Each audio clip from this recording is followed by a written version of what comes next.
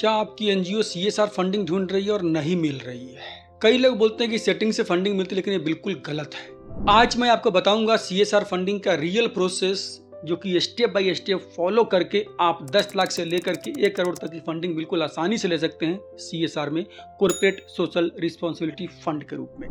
Friends, मैं हूं CA Rajesh Verma और आपका एनजीओ गुरु, और मैंने पिछले कई वर्षों में सैकड़ों एनजीओ को सीएसआर फंडिंग दिलाने में, गवर्नमेंट ग्रांट दिलाने में और बहुत सारे एनजीओ और कॉर्पोरेट के साथ में उनको गाइड करने के लिए हमने काम किया है और उनको सफल बनाया है। तो आज इस वीडियो में मैं बिल्कुल सटीक प्रोसेस बताने वाला हूं, जिसको फॉलो करके आप अगर काम करें तो आपको सीएसआर फंडिंग मिलने की संभावना जो है बढ़ जाती है।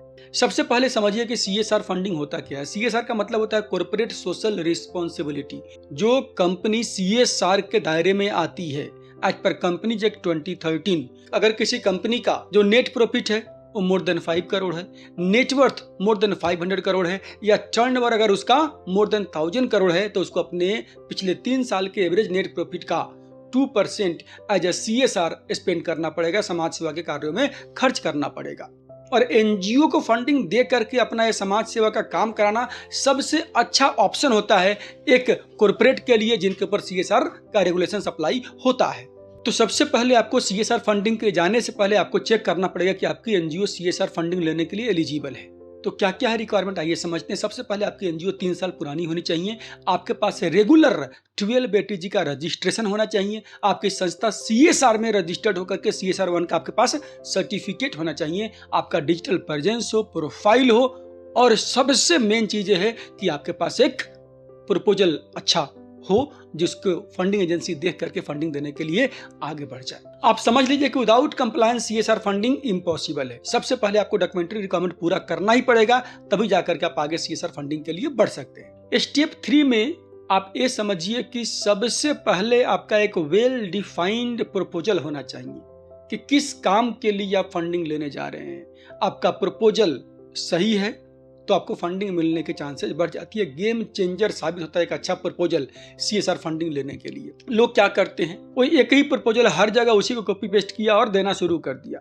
इट इज फाइन, बट आपका जो भी थीमेटिक एरिया है, जो भी आपका काम है, उस काम को प्रॉपर डिफाइन करिए, which should match with the CSR objective of the corporate.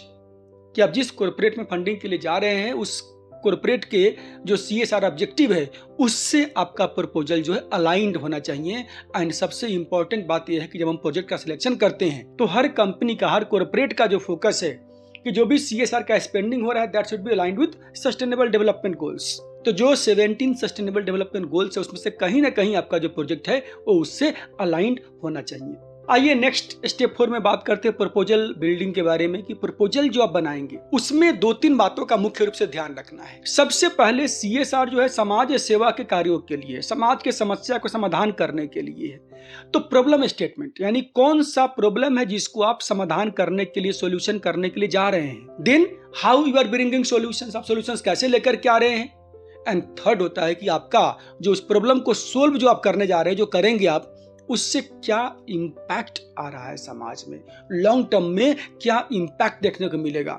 ध्यान रखिए, आउटपुट, आउटकम एंड इंपैक्ट, ये तीनों अलग अलग चीजें होती है। लोग कंफ्यूज करते हैं कि जो आउटपुट आउटकम है दैट इज ओनली इंपैक्ट। नहीं, impact is always long term, कि लॉन्ग टर्म में उसका क्या इफेक्ट पड़ने वाला है समाज के ऊपर, positive effect, that is called impact. तो फ्रेंड्स, आप सबसे मेन बात आप जान लीजिए कि एक अच्छा प्रपोजल मतलब 50% सक्सेस आपको मिल गया। Good proposal is equal to 50% success. अब आता है फ्रेंड्स की कनेक्ट करना, जो लास्ट स्टेप है।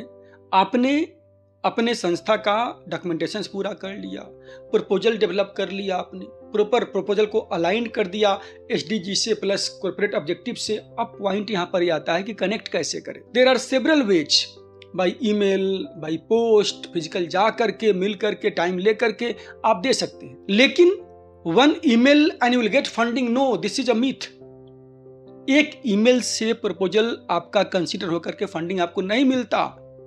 आपको कंटिन्यूअसली उसके लिए फॉलो करना पड़ता है, रैपट डेवलप करना पड़ता है, आपको एक कनेक्ट एस्टेब्लिश वहां पर करना पड़ेगा by going into different CSR events, different seminars, conferences या फिर अपने यहाँ जो भी कंपनी से आप फंडिंग लेना चाहते हैं उनके जो ऑफिसर्स है उनको अपने यहाँ के प्रोग्राम्स में इन्वाइट कर सकते हैं, उनसे रिलेशनशिप डेवलप कर सकते हैं, ताकि आपको लॉन्ग टर्म में आपका एक संबंध बन जाएगा तो फंडिंग लेना के लिए आपका आसानी हो जाएगा। Then at last friends comes funding and executions. Once your project is selected, you get funding. तो ध्यान रखिए, आपको सैंक्शन हुआ है, आपको पूरा फंडिंग तभी मिलेगा या आगे रिपीट तभी होगा जब प्रोजेक्ट को प्रॉपर्ली इंप्लीमेंट करेंगे और जो भी उसका आउटकम है, जो भी आउटपुट है, जो भी इम्पैक्ट है उसको प्रॉपर्ली कम्युनिकेट करेंगे, रिपोर्ट करेंगे जो भी फंडिंग एजेंसी है उनके पास। तो इससे आपका एक लॉन्ग टर्म रिलेशन डेवलप होता है और लॉन्ग टर्म में आप CSR फंडिंग लेने के लिए आगे बढ़ते हैं। तो फ्रेंड्स, इन बातों का ध्यान रख के अगर आप काम करते हैं तो बहुत आसानी से आप 10 लाख से लेकर के 1 करोड़ तक की फंडिंग CSR के रूप में आप डिफरेंट कॉर्पोरेट से आप ले सकते हैं और जो भी आपके NGO का मिशन है, गोल है, उसके ऊपर काम करके आप आगे बढ़ सकते हैं।